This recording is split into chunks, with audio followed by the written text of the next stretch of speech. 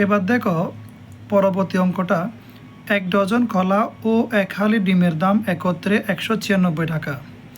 একটি ডিমের দাম 13 টাকা হলে একটি কলার দাম কত? তোমরা অনেক সময় এই অঙ্কটা ভুল করো। এই অঙ্কটা বুঝলে একদম সহজ।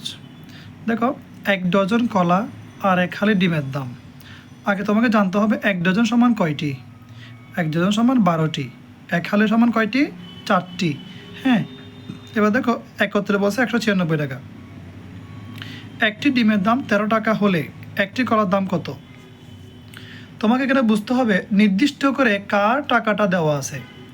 এখানে একটা নির্দিষ্ট করে টাকা দেওয়া আছে, ওইখান থেকে আমাকে অঙ্কটা সূত্র করতে হবে, মানে সূত্রপাত করতে হবে বা শুরু করতে হবে। হ্যাঁ, তাহলে দেখো একটি ডিমের দাম 13 টাকা, এটা নির্দিষ্ট করে দেওয়া আছে।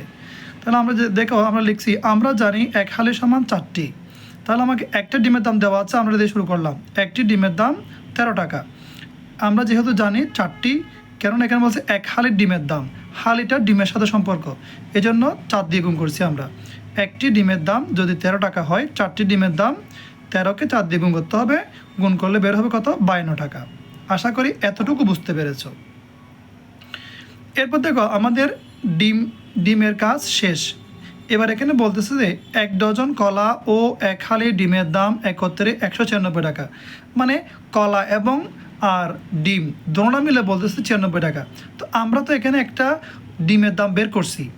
হ্যাঁ, তাহলে একটা জিনিস লক্ষ্য করো, আমরা যদি পুরোটা লিখি 1 ডজন কলা ও 1 হালি ডিমের দাম একত্রে 196 টাকা, সেখান থেকে যদি এই যে আমরা 1 হালি কি বা 4টা এই ডিমের দামটা বাদ দিই, তাহলে অবশিষ্ট থাকে শুধুমাত্র 1 ডজন কলা।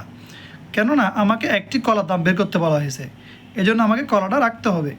এবার দেখো কী লিখলাম, আবার আমরা জানি কী লিখলাম, 1 ডজন সমান 12টি।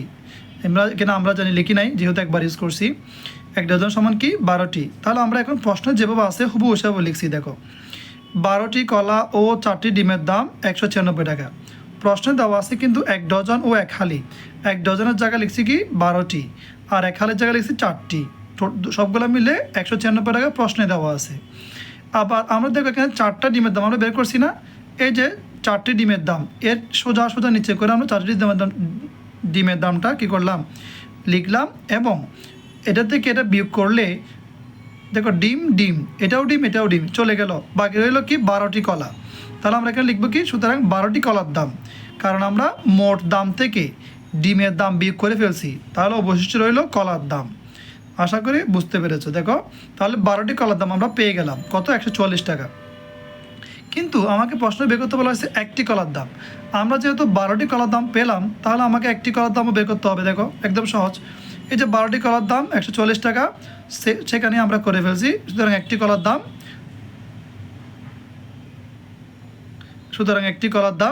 144কে 12 দিয়ে কী করলাম? ভাগ করলাম। তোমরা করে দেখবা 144কে 12 দিয়ে যদি ভাগ করি 12 টাকা উত্তর বের হবে। সুতরাং একটি কলার দাম কত? 12 টাকা। এই 12 টাকাটা হচ্ছে উত্তর। আশা করি এই অঙ্কটাও তোমরা বুঝতে পেরেছো।